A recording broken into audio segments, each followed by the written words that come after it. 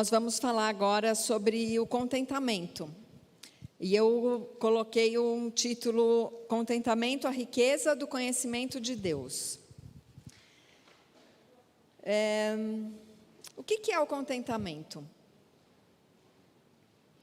John Piper fala que Deus é mais glorificado em nós quando estamos mais satisfeitos nele. John Piper é um pastor batista, fundamentou todo o ministério dele no que ele chama de hedonismo cristão, ou o deleite do cristão em conhecer a Deus e se deleitar nesse conhecimento, ou seja, ter contentamento em Deus. Então, se você ler qualquer coisa que John Piper produz, você vai perceber nele um homem que verdadeiramente exerce o contentamento dele em Deus. Aquele puritano que a gente já falou dele, o Jeremias Burroughs, disse que o contentamento é produto de se conhecer Deus e de se deleitar em sua vontade soberana e em seu cuidado paternal.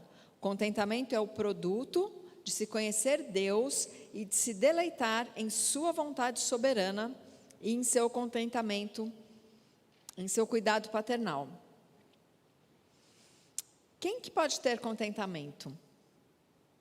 Paulo aprendeu a estar contente, como nós ouvimos aqui em Filipenses 4:11. Então, depois da queda, da corrupção, nós também vamos precisar aprender o contentamento. Precisamos transformar os nossos corações em novos corações, gratos corações, mente renovada, para que pense nas coisas do alto e não nas coisas que são aqui da terra. Então, nós vamos aprender com Paulo agora o segredo do contentamento de Paulo, na carta que ele escreveu aos Filipenses no capítulo 4. Então, eu gostaria que você abrisse sua Bíblia no capítulo 4 e que você deixasse ela aberta aí no seu colo, porque a gente vai usar bastante agora, trechinho por trechinho. O pastor Douglas também já falou aqui sobre o propósito da carta. Vou repassar só alguns pontos que alguns dos objetivos do apóstolo Paulo tinha em mente quando ele escreveu para os filipenses, era de tentar resolver as disputas internas entre os crentes. Outra coisa era informar os filipenses da situação de Paulo, o que ele estava vivendo, sobre o que ele enfrentava em Roma. Ele estava na prisão, né? Como vocês devem lembrar. Paulo também tinha em mente o objetivo de proteger os crentes das relações dos falsos mestres que estavam à espreita, que faziam oposição à igreja, né? As doutrinas saudáveis. Mas Paulo também tinha o objetivo de agradecer aos filipenses, como a gente também ouviu aqui o pastor Douglas falando naquele trechinho, né? Então vamos lá, vamos abrir a nossa Bíblia em Filipenses 4, eu vou ler do versículo de 1 a 13. Diz assim a palavra de Deus: Portanto, meus amados irmãos, de quem tenho muita saudade, vocês que são a minha alegria e coroa, sim, meus amados, permaneçam desse modo firmes no Senhor. Peço a Evódia e peço a Sintique que no Senhor tenham o mesmo modo de pensar. E peço também a você, fiel companheiro de jugo, que auxilie essas mulheres, pois juntas se esforçaram comigo no Evangelho, juntamente com Clemente e com os demais cooperadores meus, cujos nomes se encontram no livro da vida. Alegrem-se sempre no Senhor. Outra vez digo, alegrem-se. Que a moderação de vocês seja conhecida por todos. Perto está o Senhor. Não fiquem preocupados com coisa alguma, mas em tudo sejam conhecidos diante de Deus os pedidos de vocês, pela oração e pela súplica, com ações de graças. E a paz de Deus, que excede todo entendimento, guardará o coração e a mente de vocês em Cristo Jesus. Finalmente, irmãos, tudo que é verdadeiro, tudo que é respeitável, tudo que é justo, tudo que é puro, tudo que é amável, tudo que é de boa fama, se alguma virtude há e se algum louvor existe, seja isso o que ocupe o pensamento de vocês. O que também aprenderam, receberam e ouviram de mim, e o que viram em mim, isso ponham em prática, e o Deus da paz estará com vocês. Fiquei muito alegre no Senhor, porque agora, uma vez mais, renasceu o cuidado que vocês têm por mim. Na verdade, vocês já tinham esse cuidado antes, só que lhes faltava oportunidade. Digo isso não porque esteja necessitado, porque aprendi a viver contente em toda e qualquer situação. Sei o que é passar necessidade e sei também o que é ter em abundância. Aprendi o segredo de toda e qualquer circunstância, tanto de estar alimentado como de ter fome, tanto de ter em abundância como de passar necessidade. Tudo posso naquele que me fortalece. Senhor, dê-nos graça agora para entendermos a Tua palavra.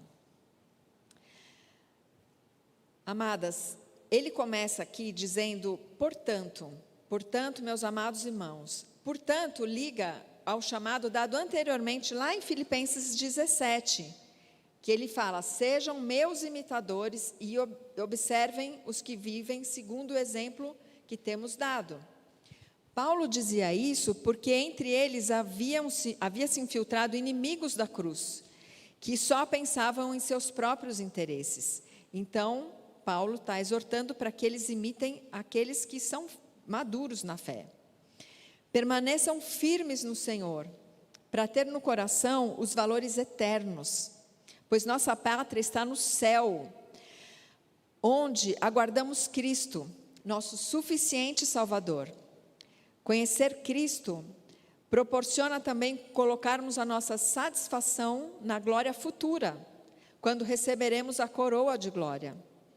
Então, precisamos conhecer mais de Cristo, para que as tentações desse mundo, das coisas que vemos, não subjuguem e obscureçam as coisas que não vemos, que são invisíveis, mas eternas.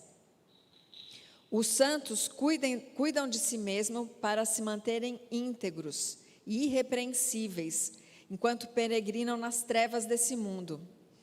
Você tem que cuidar dos seus olhos, do que você está vendo, porque nós não vemos Cristo. A maneira que nós temos de ver Cristo é quando nós lemos as Escrituras, porque quando nós lemos, a gente aguça a nossa imaginação, e é dessa maneira que Deus preparou para que a gente veja Cristo. Então, ele podia ter deixado um filme para a gente, né? Um filme de cinema, mas ele não deixou, ele deixou a palavra escrita, que é para justamente a gente poder usar a nossa mente. Os santos cuidam de si mesmo. Ser santo não significa apenas estar fisicamente separado dos ímpios, mas é ter a mente, o espírito, as forças, os amores separados, de modo que tudo que a gente faça glorifique a nosso Deus. No versículo 2, ele pede para duas irmãs, Evódia e Sintique, para que elas tenham o mesmo modo de pensar. E ela também pede para Clemente, que é um fiel companheiro, ele diz aqui, que seja um cooperador dele para que elas ajudem essas irmãs a terem o mesmo modo de pensar. Então, Paulo já havia falado sobre esse mesmo tema lá no capítulo 3 de Filipenses, alertando para que andassem de acordo com o que já alcançaram em sua maturidade espiritual. Então, não importa qual seja a sua maturidade espiritual hoje, você tem responsabilidade de andar com aquilo que você já conhece de Cristo e do que você já aprendeu. Então, presta atenção para que você ande conforme a sua maturidade. Não regridam, não esmoreçam e pensem concordemente. Aí ele fala que, afinal, o nome dessas mulheres, assim como o de Clemente e outro colaborador fiel, já estavam escritos no livro da vida. E Paulo coloca a nossa atenção nesse detalhe, assim como o pastor Douglas falou aqui também hoje de manhã. Não importa que o nosso nome seja exaltado aqui nesse mundo, o mais importante é que nós temos o nosso nome escrito no livro da vida. A gente precisa lembrar desse detalhe, é um detalhe importante. Isso é a alegria na nossa salvação. a gente vai esquecendo isso, né, na nossa correria do nosso dia a dia. Mas nós fomos salvas em Cristo Jesus. E isso deve ser uma alegria passada, presente e já olhando o futuro, né? Que nós vamos estar com Ele para sempre. Temos o nosso nome escrito no livro da vida. Então, Paulo solicita para esse irmão, para o Clemente, para auxiliar essas irmãs para entrarem em um acordo. Então, Paulo foi solicitado como conselheiro. E a palavra de Deus diz lá em Colossenses 3,16 para aconselharmos uns aos outros. Então, todo crente tem esse dever, né, e esse chamado de aconselhar uns aos outros. Então, não importa o conhecimento que você tem, sempre vai ter alguém que pode usufruir desse conhecimento que você tem da palavra de Deus, do próprio Senhor, da sua caminhada com o Senhor. Então, Deus nos capacita para sermos conselheiras, né? E Paulo também aqui, ele vai dar uma pista para a solução das discórdias dessas duas irmãs. No versículo 4 ele diz: alegrem-se no Senhor. Outra vez digo, alegrem-se no Senhor. Esse verso também está ligado com Filipenses 3:1 e 4:1, onde a alegria é enfatizada. E veja, a alegria é no Senhor. Porque quando a gente entra em discórdia, provavelmente é porque a gente está defendendo algum ponto de vista, alguma coisa que nos favoreça.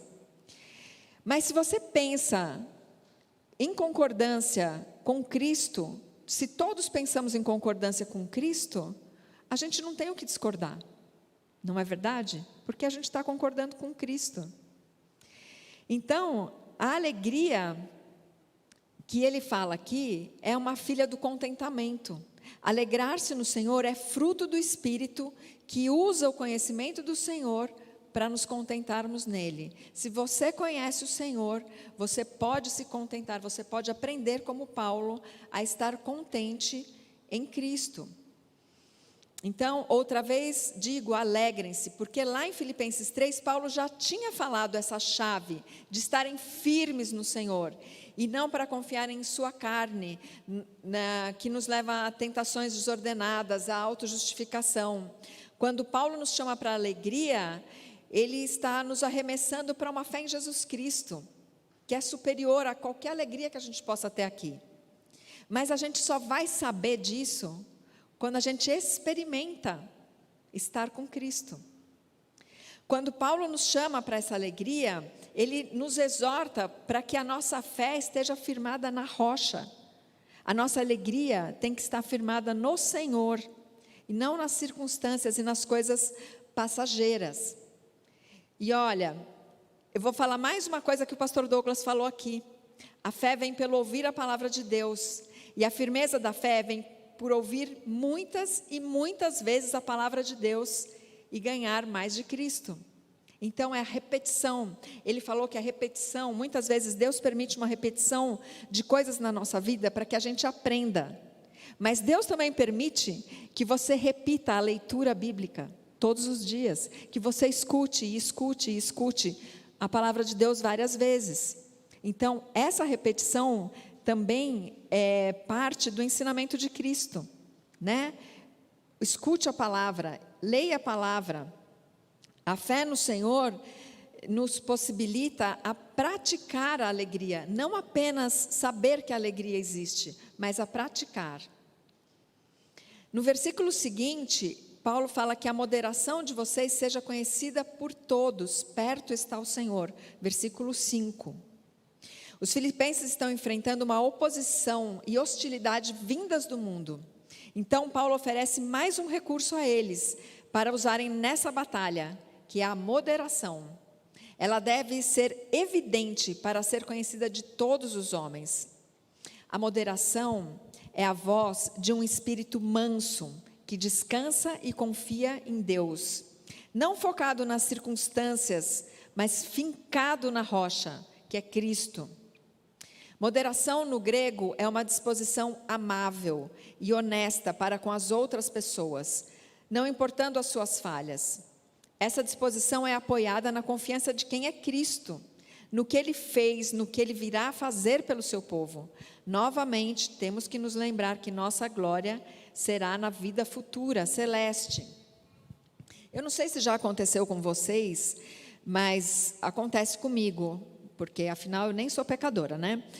Mas muitas vezes, quando tem uma pessoa que de alguma maneira eu me desgosto das suas atitudes, da sua forma de pensar, eu crio já dentro de mim uma oposição a essa pessoa com uma resposta áspera.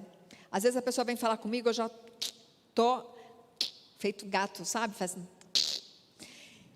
E isso aqui me ensinou que eu tenho que ter uma resposta agradável para essa pessoa, né? A minha moderação tem que ser transparente para ela. Ela tem que saber de quem eu sou pelas minhas atitudes. E ela vai saber quem eu sou pelas minhas atitudes quando eu mostro esse meu lado amável, que eu não tenho muito, tá, amadas? Eu estou desenvolvendo, aprendendo, né? Então, a gente precisa disso. Lembrar que a gentileza, a amabilidade é uma manifestação do contentamento. Porque quando a gente tem a satisfação em Jesus Cristo, a gente não precisa de buscar satisfação nas coisas aqui desse mundo, né? É uma luta da nossa carne com o nosso espírito, mas crendo aqui que Paulo conseguiu, eu creio que a gente vai conseguir também. E é uma coisa que não vai, é uma coisa assim, hoje eu estou contente, agora forever. Eu acho que é uma luta que a gente vai ter, sempre, né? E até essa luta vai criando essa musculatura espiritual na gente, né? Então, essa benignidade, esse espírito cordato do crente, que não se exaspera, não se ira, não entra em contendas, é o espírito de quem é de Cristo e sabe que nele, em Cristo, seus direitos serão defendidos, a sua justiça virá. Por quê? Porque Paulo fala, perto está o Senhor. Quando o Senhor vier, Ele vai trazer vai trazer recompensa para os crentes fiéis. Ele que nos defende. Então, a gente não precisa ficar arisca e áspera com aqueles que nos desagradam de alguma maneira. No versículo 6, Paulo fala, não fiquem preocupados com coisa alguma, mas em tudo sejam conhecidas diante de Deus os pedidos de vocês pela oração e pela súplica, com ações de graça. O conhecimento de Deus que Paulo tem nos ajuda a esperar pelo futuro sem ansiedade. Sabe o que é ansiedade? Ansiedade é falta de confiança na soberania de Deus, porque Deus opera e determina todas as coisas. Dessa forma, somos encorajados a apresentarmos as nossas petições no trono da graça de Deus. Mas não é de qualquer jeito que a gente apresenta essas orações, porque Paulo falou para a gente apresentar com ações de graças. Então, e ele fala que em tudo, ou seja, em toda e qualquer situação, e o próprio Paulo dá testemunho da alegria e da paciência que ele tem em Cristo, uma vez que essa carta foi escrita enquanto ele mesmo estava preso numa masmorra em Roma. Então, quando até o pastor Douglas falou, vamos agradecer, é isso, nós sempre temos alguma coisa para agradecer, porque a vontade de Deus é boa, é perfeita e agradável, e isso é uma coisa que a gente tem que ter sempre guardado no nosso coração, que a vontade de Deus é boa, perfeita e agradável, mesmo que a gente não sinta isso, porque a vontade de Deus não depende do que a gente sente, mesmo que a gente não perceba isso. Mas a vontade de Deus é boa, perfeita e agradável. E por que eu sei isso? Porque está escrito na palavra de Deus. Então eu tenho certeza disso. Então vamos trazer isso para a nossa vida. No versículo 7, ele fala assim: e a paz de Deus, que excede todo entendimento, guardará o coração e a mente de vocês em Cristo Jesus. Amadas, a consequência da gente orar com ações de graças desbanca a ansiedade. Isso dá lugar para a paz. E a paz, ela não ocupa só o coração, mas ela ocupa também a nossa mente. Ela desacelera os nossos pensamentos. Essa paz, que é uma pessoa, Cristo, ela transcende o nosso homem natural. É uma coisa sobrenatural. A vida interior do crente, que a Bíblia muitas vezes chama de coração, deve estar em Cristo Jesus. E eu quero que você guarde isso, em Cristo, em Cristo. Não sei se você percebeu, mas muitas vezes nós temos falado em Cristo. Em Cristo é uma posição do crente. Pense em Cristo, leia mais de Cristo, ouça Cristo, busque Cristo de todo o coração, fale de Cristo, fale com Cristo, conheça mais de Cristo e tenha vida na vida. Vida de Cristo na vida de ovelha, seguidora, imitadora, adoradora. No versículo 8, Paulo diz: finalmente, irmãos, tudo que é verdadeiro, tudo que é respeitável, tudo que é justo, tudo que é puro, tudo que é amável, tudo que é de boa fama, se alguma virtude há, e se algum louvor existe, seja isso o que ocupe o pensamento de vocês. Reflita, medite, pondere nessas coisas, é isso que Paulo está dizendo para os filipenses, mas ele também está dizendo isso para nós. Há uma estreita ligação entre seja isso que ocupe o vosso pensamento e isso praticai.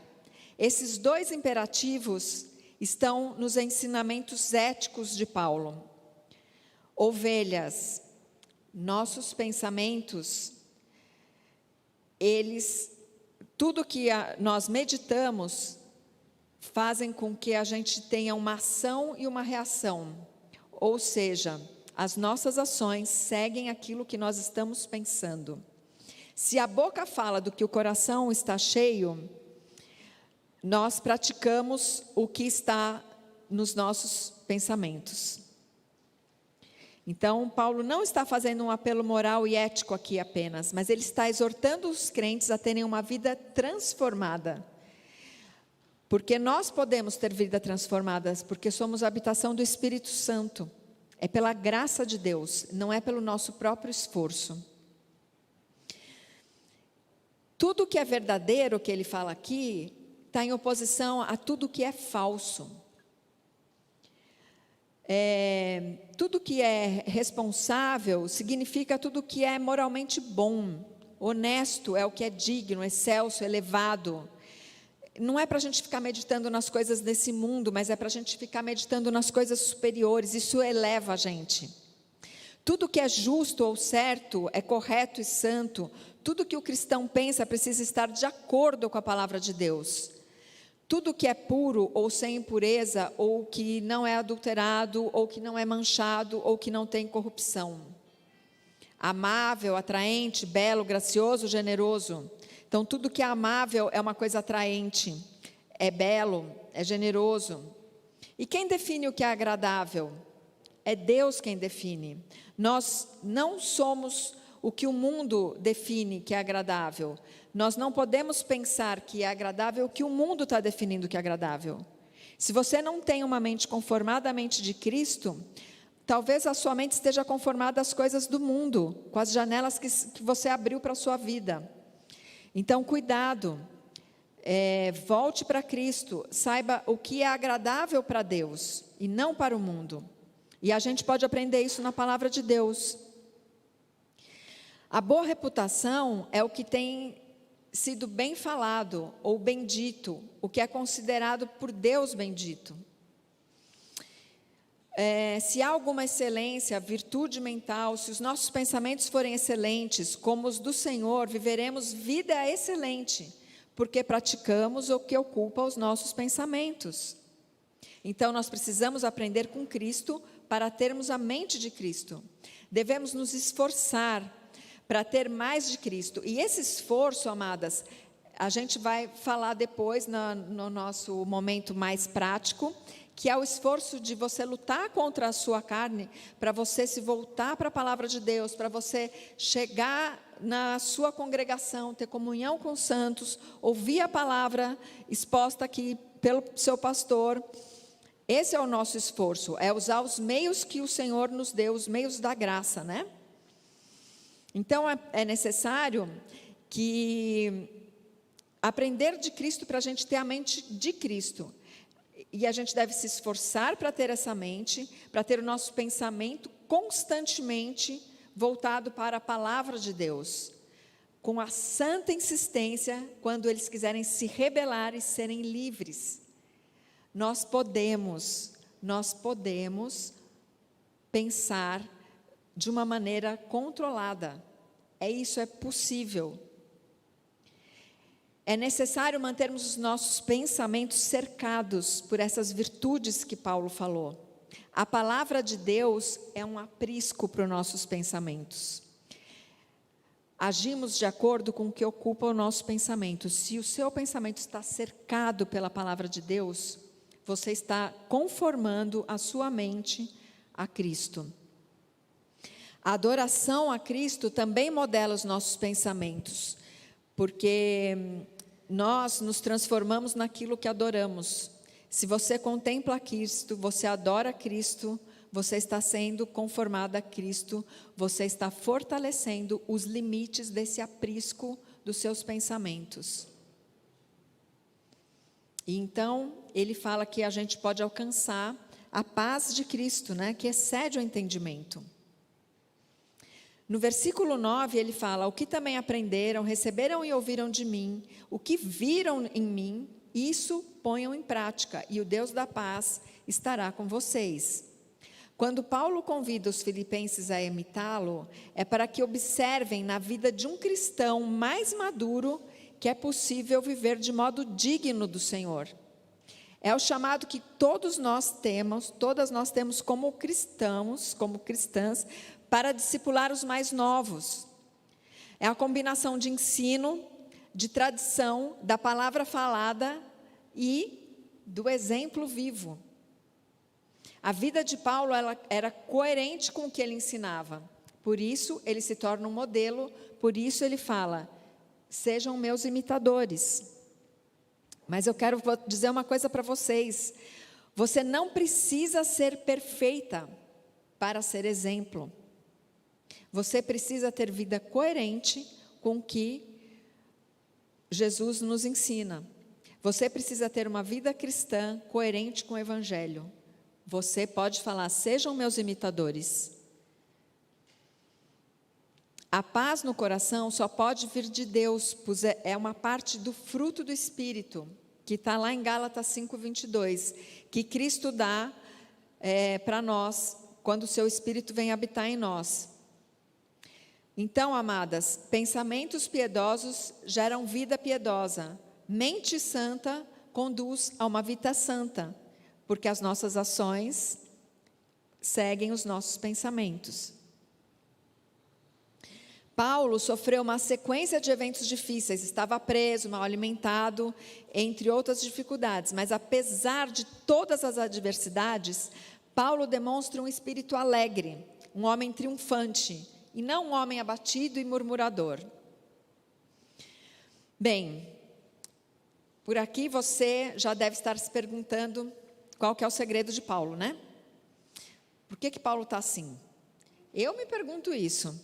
Como esse ser humano pode estar contente, satisfeito e até alegre nessa situação? Euzinha já teria murmuradinho, muitinho. Num primeiro momento, senti raiva dessa situação, quando eu li, e eu comecei a meditar. Depois me deu uma inveja. Como que ele pode fazer isso? E eu não posso. E finalmente, eu me rendi à verdade de que eu preciso aprender com Paulo o segredo de seu contentamento em qualquer situação. Então, amadas, nós podemos aprender. Vamos nos esforçar. A nossa parte de nos esforçar é a gente usar os meios da graça. No versículo 10 ele fala: fiquei muito alegre no Senhor, porque agora, uma vez mais, renasceu o cuidado de vocês têm por mim. Aquela alegria genuína não é algo fugaz de Paulo, ela é encontrada no Senhor. O Senhor é a fonte e a esfera de alegria de Paulo, fonte imutável, eterna e firme, porque Paulo está em Cristo. Paulo se regozija da providência do Senhor, da sua provisão. da provisão toda suficiente de Deus. Ele sabe que Deus fez todas as coisas para o seu bem. Você deve saber, como Paulo, que Deus faz todas as coisas para o seu bem. Embora muitas vezes olhemos para as circunstâncias e não conseguimos enxergar o bem, mas os pensamentos de Deus não são os nossos pensamentos. Tem um teólogo chamado Steve Lawson que diz: embora as circunstâncias da vida sempre mudem, o Senhor, nosso Deus, não muda. Paulo está grato porque foi suprido por Deus através dos filipenses. Você consegue olhar as circunstâncias periféricas da sua vida e enxergar a provisão de Deus com gratidão? A provisão que chega até você não é obra do acaso, é providência de um Deus que te ama. Deus trabalha no coração dos filipenses para a oferta chegar até Paulo. Após 10 anos que Paulo esteve com os filipenses, Paulo recebe apoio financeiro deles. Paulo agradece com generosidade, sem fazer críticas ou julgamentos, não sendo mal agradecido pelo período que ficou sem receber nada. Amadas, a gratidão anula a murmuração. Anota isso e pensa nisso. A gratidão anula a murmuração. Eu estou aprendendo também, tá? Será que eu e você podemos ter gratidão após uma situação como essa? Ou da nossa boca sairia uma enxurrada de murmurações, críticas e duras acusações, mostrando o nosso coração descontente. Por que aquela igreja não me apoiou? 10 anos sem me apoiar? Agora eles vão me apoiar agora, depois de 10 anos que eu já passei fome, já não tinha roupa para vestir. Será?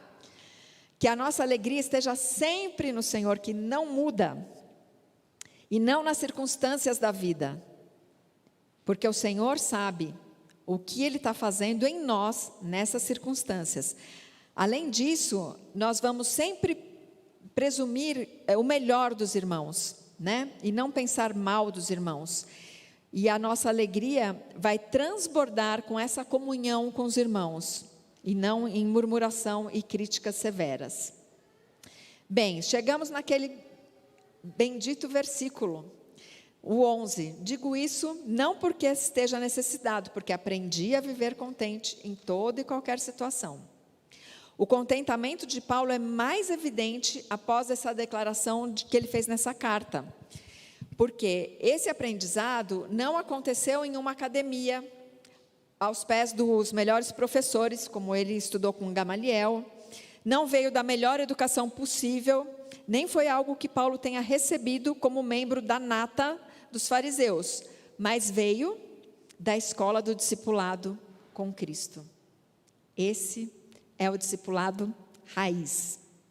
O que Paulo aprendeu não se aprende em tempos de prosperidade, mas em tempos de adversidade. Assim como Paulo, eu e você precisamos mais de Cristo, mais tempo com Cristo, mais vida na vida. Temos que ser mais como Maria e menos como Marta, escolhendo a melhor parte e ficando aos pés do Senhor. Você tem escolhido a melhor parte? Tem gastado tempo e se deleitado aos pés do Senhor? Ou só tem cumprido o seu horário devocional, ticando, li mais um capítulo hoje? Contemple Cristo, se satisfaça em Cristo. Cristo é suficiente. E eu digo isso com alegria. Quando Paulo diz que aprendeu a estar contente, ele demonstra sua tranquila aceitação da sua situação. Ele não tem nele uma expressão de descontentamento. Estar contente é aceitar pacificamente onde Deus te colocou, a condição financeira que Ele te deu. Cristo é suficiente. Paulo não precisa de nada que venha de fora da sua vida, porque ele está em Cristo. Paulo tem tudo o que precisa na plenitude do seu Senhor. É importante saber que Paulo aprendeu a viver contente, não importando a situação. Isso demonstra que, para nós, que o aprendizado é possível para nós também. No versículo 12, ele continua: sei o que é passar necessidade, sei também o que é ter em abundância. Aprendi o segredo de toda e qualquer circunstância, tanto de estar alimentado, como de ter fome, tanto de ter em abundância, como de passar necessidade. Quando Paulo diz isso, nós temos certeza que ele sabe o que é passar necessidade, pois ele está nesse exato momento em que ele está escrevendo isso, passando por uma prova de fé. Ele enfrenta todo tipo de escassez, tanto de provisões diversas como de provisões financeiras, passa por sofrimento físico, por restrições de movimentos, por escassez de alimento. No entanto, Paulo tem abundância. Ele tem abundância de Cristo. Cristo é suficiente. A vida de Paulo é coerente com sua pregação, e isso dá autenticidade às suas palavras, isso dá lastro ao que ele prega. Paulo não é um pregador na Torre de Marfim intocável. Ele é um missionário em campo de batalha. Quando ele diz que aprendeu a estar contente, é uma experiência adquirida em situações reais, isso autentica o que ele está falando. Ovelha, quando a adversidade bater na sua porta, não desanime, não se desespere. Vá para a escola de Paulo, volte-se para Cristo, grude em Cristo, aprenda mais de Cristo. Essa deve ser a sua e a minha resposta em meio às crises.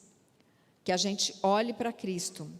Paulo aprendeu o segredo de viver contente em toda e qualquer situação, passando pelo fogo da provação, de braços dados com o nosso suficiente Senhor e Salvador. Nós também podemos aprender, sabendo que Paulo teve sucesso em andar com Cristo, nós também podemos estar contente e nos alegrarmos nele. Essa alegria não acaba, ela não falha, ela não vai embora, ela não se divorcia de você, porque Deus é imutável, eterno e está sempre com você. Ele prometeu, Ele cumpre.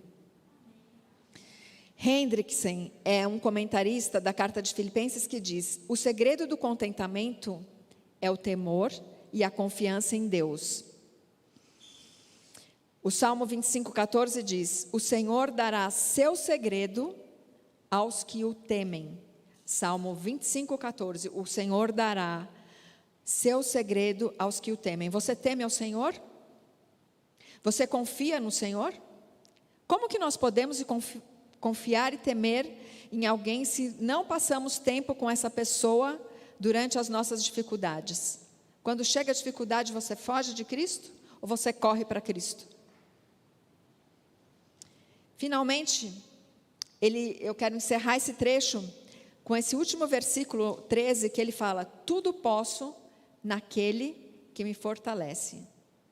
Tudo se refere ao verso anterior, de estar contente em toda e qualquer situação da vida, na pobreza ou na prosperidade, quando bem alimentado ou quando faminto. Paulo pode estar contente porque ele recebeu poder para suportar todas as situações externas, e tudo com a paz de Deus, guardando sua mente e coração sem ansiedade. Você, como eu, pode estar pensando: eu não encontrei esse poder de estar contente em toda e qualquer situação. Não consegui me apropriar desse poder que me proporciona contentamento. Você está se apropriando da palavra de Deus? Veja, nós não determinamos, mas nós podemos nos apropriar. Eu vou te dizer algo importante. Deus nos dá poder quando necessitamos. Há um momento certo para receber a graça de Deus, e esse momento é quando nós estamos fracas. Enquanto você estiver lutando, descontente, golpeando o ar com punhos fechados, esperneando, lamuriando, bufando de ira e de indignação, o poder de Deus não opera em você. Aquieta-te, se posicione diante do trono da graça de Deus, e a sua posição é uma: em Cristo. Nós estamos em Cristo. Essa é a nossa posição, esse é o nosso local de batalha, em Cristo. O apóstolo Paulo fala: humilhai-vos sobre a poderosa mão de Deus, lancem sobre ele toda a sua ansiedade e ele cuidará de você. Isso está em 1 Pedro, no capítulo 5, versículos 6 e 7. Amada, confesse seu pecado de descontentamento para o Senhor. Suplique ao Senhor que Ele derrame graça em sua vida e força para que você resista à tentação de ficar amargurada no dia mau. Deus dará a você poder para suportar.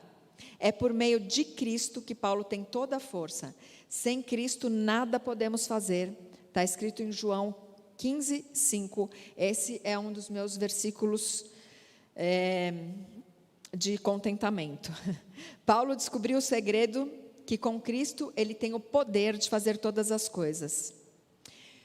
Você pode perceber como é que é imprescindível você estar posicionada em Cristo? Paulo usa essa expressão para dizer que nesse lugar especial que ganhamos quando cremos em Cristo, é um lugar privilegiado de poder, de honra e de glória. Se você não está em Cristo, eu te convido hoje a meditar por que você não está em Cristo. Você está onde? Se você está em Cristo, você recebeu a escritura definitiva de um lote para construir sua verdadeira habitação, eterna, celeste. Essa habitação está sendo construída em cima da pedra angular, Cristo. E você é a pedra rolada, que vai se aperfeiçoando até ser perfeitamente encaixada nesse edifício, conformadas umas às outras em Cristo, em Cristo. Estar em Cristo é depositar a sua fé nele. Aonde você deposita a sua fé?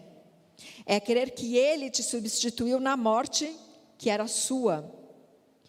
E crer que nada vai te separar desse amor. Você está em Cristo? Lembra-se do convite de Mateus 11, 28? Jesus disse, venham a mim. Venham, é um convite. Se você ainda não veio, venha. Esteja em Cristo. Ele disse, venham a mim todos que estão cansados e sobrecarregados. Quando você está fraco, Cristo vai lhe dar força. Steve Lawson comenta, quando nos falta o contentamento, não é porque nos falta algo para desfrutá-lo, mas é porque nossos olhos estão fixados no lugar errado. Estamos olhando as circunstâncias e não o nosso suficiente Salvador, Jesus Cristo. Toda alegria que você precisa está em Jesus Cristo. Você precisa estar perto dele. Se posicione em Cristo. Você tem poder para fazer todas as coisas, porque ele te fortalece. Você e eu precisamos mais de Cristo, contemplar mais a Cristo, confiar mais em Cristo, louvar, amar, adorar, seguir, obedecer, viver em Cristo. Então, nosso contentamento vai florescer e dará frutos da verdadeira alegria. Então, ovelha, eu quero convidar você a ganhar mais de Cristo, conhecer mais de Cristo. Quanto mais de Cristo você conhece, mais você vai amá-lo e mais posicionada nele você vai estar. Mais confiança nele você vai ter. Mais alegria genuína, mais contentamento. Em tudo isso, Cristo é mais honrado e mais glorificado. Lembra que o Piper disse? Deus é mais glorificado em nós quando estamos mais satisfeitos nele. E eu quero finalizar com o Salmo 16, 11. Salmo 16, versículo 11. Que diz assim: Tu me farás ver os caminhos da vida, na tua presença há plenitude de alegria. À tua direita há delícias perpetuamente. Eu gosto muito dessas duas palavras, plenitude e perpetuamente. É forte, né? Estar em Cristo é a base da sua construção para o contentamento. Eu quero orar com você. Senhor, que nós possamos estar muito bem posicionadas em Cristo. E nós queremos te agradecer, Senhor, porque o Senhor fez uma obra completa. E o Senhor é a nossa rocha, é a nossa pedra angular, em que toda essa construção, Senhor, está sendo edificada. Ajuda-nos, Senhor, nas nossas fraquezas. Ajuda-nos, Senhor, a termos esse poder que Paulo teve, de estarmos contentes em Cristo. É em seu nome precioso e suficiente que nós oramos. Amém.